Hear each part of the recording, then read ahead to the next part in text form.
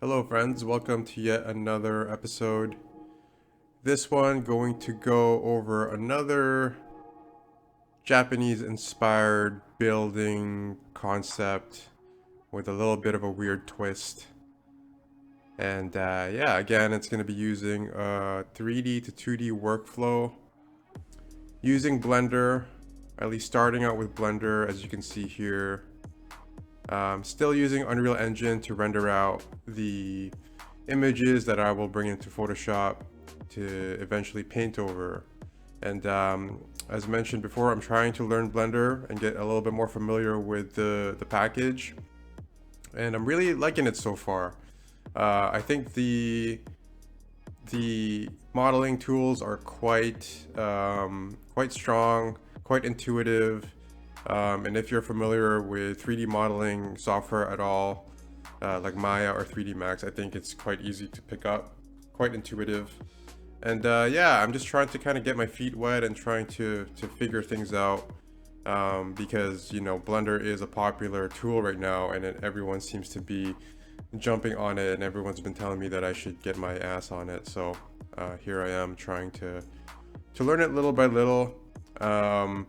For this session here, I am only using it for modeling, and I still use Unreal Engine to render it out and light it out. But that said, my latest art piece that I'm working on right now is using Blender completely, and I'm not going at all to Unreal Engine. And I gotta say, it's actually quite a powerful tool. And I'm trying to figure out the lighting and all the rendering tool sets it's got, the materials, all that kind of stuff. And it's really, really, really, really cool. And I think that I might actually go out and say that I might just not use Unreal at all. Yeah. But for this one again, this is still kind of like the second date with Blender. Trying to take things a little bit slow, not trying to rush things, because as you know, only fools rush in, and I am no fool.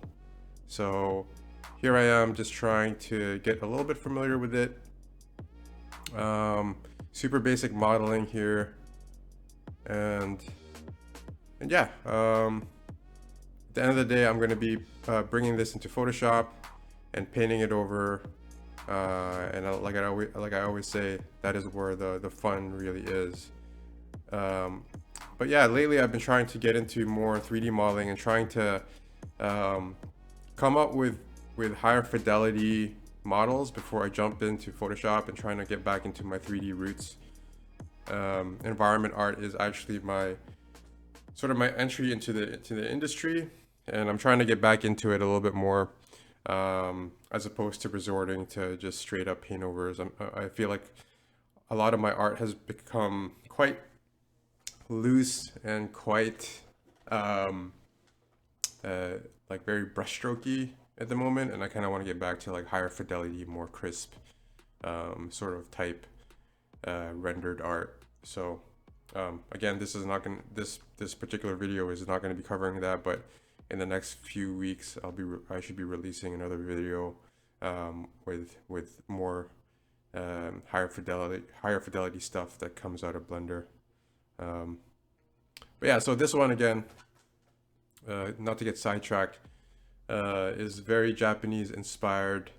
As mentioned in previous videos before, I just recently came back from, well, not recently, it's been a few months now, but obviously it's something that has stuck with me. My trip to Japan over the holidays, and Japan is an amazing place. If you have never been to Japan, I highly recommend that you go. It's just there's just too much. There's just so much to see there. The culture is amazing. The food is amazing.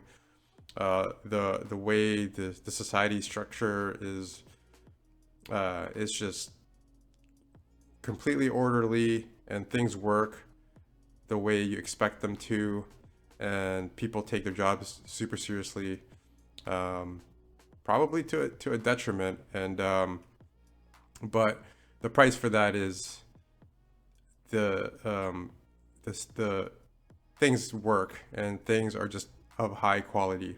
Trains run on time. The food is excellent, like I've mentioned. Um, Everything is super duper clean.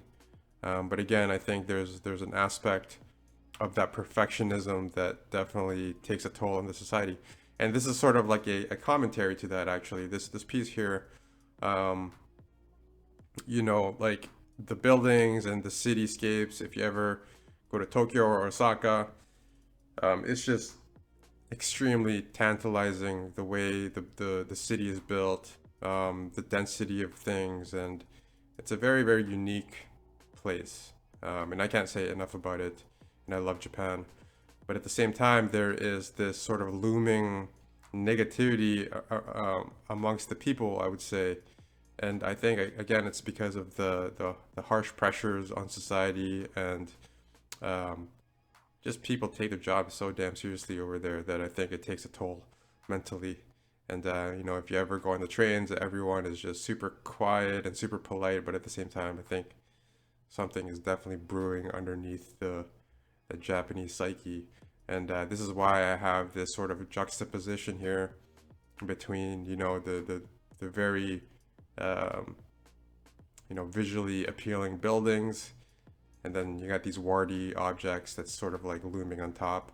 Um, and sort of that's sort of the energy that I felt when I was there is that like, uh, yeah, like everything was working so perfectly, everyone was so nice and polite, but there was this sort of like overarching kind of like monster uh, on top of everything that was watching everyone. And this was sort of like what I felt, and this is sort of a manifestation of that feeling that I got when I was there. And it's also a little bit of I guess, a tribute to like those old tokusatsu series, like the good old Ultraman series with the big monsters with like the cheesy kind of effects. Um, that was only kind of like really a very uniquely Japanese kind of thing. And yeah, I wanted to kind of pay a little bit of tribute to that. And so here it is, some cool Japanese apartment buildings with these like squishy eyeballs on top of it, kind of looming amongst everyone. And someone commented that this sort of like felt like a very like Simon Stalenhag kind of piece, which was a giant compliment to me. And I'm glad that it kind of gave that sort of vibe, um, because that is kind of like what I was going for, is that juxtaposition between something that you would see every day, um, a typical apartment building, yet it's got this sort of like looming kind of monstrosity that kind of makes you think what's going on. And yeah, I highly appreciate that, and I'm glad that it kind of like touched someone enough to make a comment about it, which was made my day. And yeah, so at this point, again, going into Photoshop, talking about a little bit about the process now. I got the render out. And yeah, here the fun begins, and really kind of like, I've set the parameters with the render, and now it's kind of time to like really play around and really push the image. And there again, like that initial switch there with the color dodge layer, giving it that glow, just really kind of made it feel alive. It made those warty eyeballs feel like they were sort of sentient and looking down upon the people on the streets, or something like that. And I wanted to kind of contrast the colors as well with like the blue, the very light, very bright, positive vibe with the blue against sort of the ominous orange glow with the black dots inside. I kind of wanted to kind of get a sense of like, um, it's either like their eyeballs inside or something, or their eggs that are like sort of about to hatch, and there's like these creatures inside it or something. Again, a big homage to or homage to those old series. If you ever watched like Kamen Rider or like Ultraman, uh, they have these cheesy ass villains that are very unique to Japan.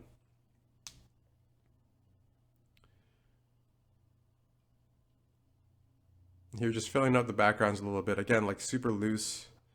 Um, and really, with this style, that's all you really need, right? Like the background building, especially. You don't want to catch too much attention with them, so you kind of like fade it out and just kind of have enough information there to kind of get the point across that you know, there's a dense city behind there, and that there's layers upon layers of buildings um, in the streets.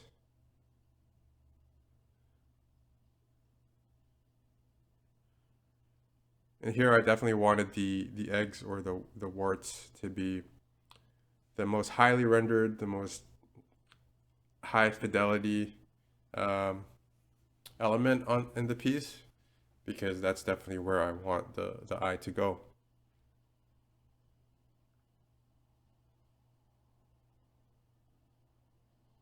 You're darkening the bottom, again using the brightness as a tool to kind of draw the eye where I want the viewers to look at.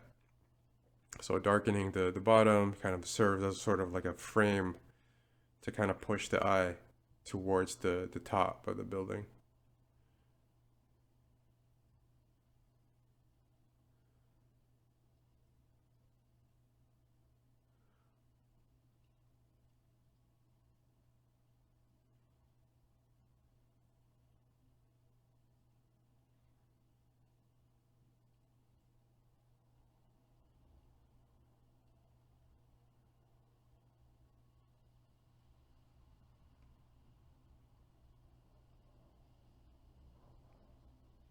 And as for brushes, I'm probably using about maybe two or three, maybe four brushes throughout this whole piece here.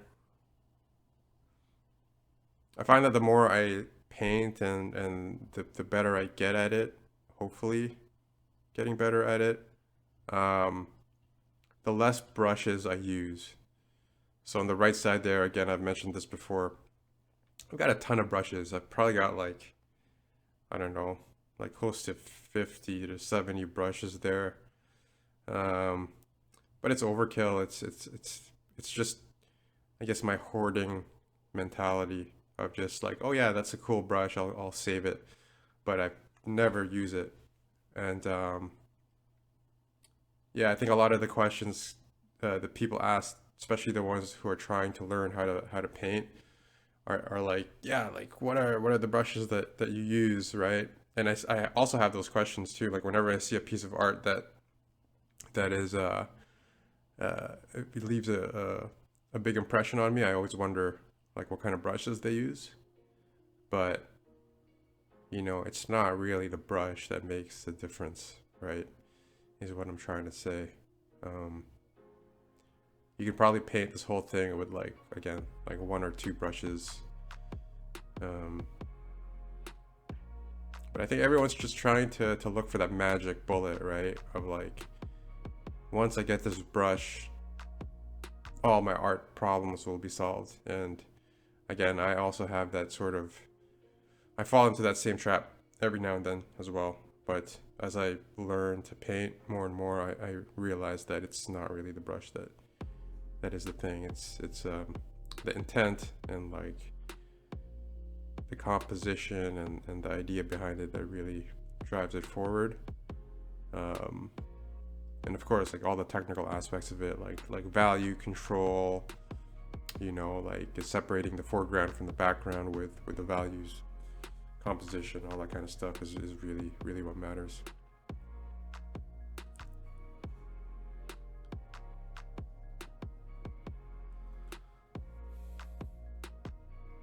So at this point, the piece is starting to feel quite solid. Now I'm adding sort of just the finishing touches, adding some foreground elements here.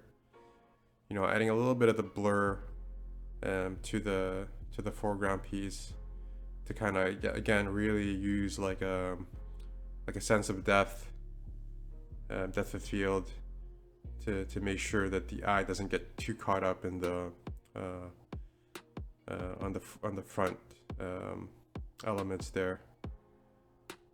But at the same time, it is the darkest piece, like that foreground pole over there is the darkest piece that gives the sense that it is the closest thing to the eye, right? But at the same time, it's blurred out to make sure that you don't pay too much attention to it, right? The main purpose of that pole is to really just serve as a frame. Again, it kind of like serves as a nice frame to make sure that your eye goes towards the middle, but it also gives a sense of depth, that there are layers to this piece.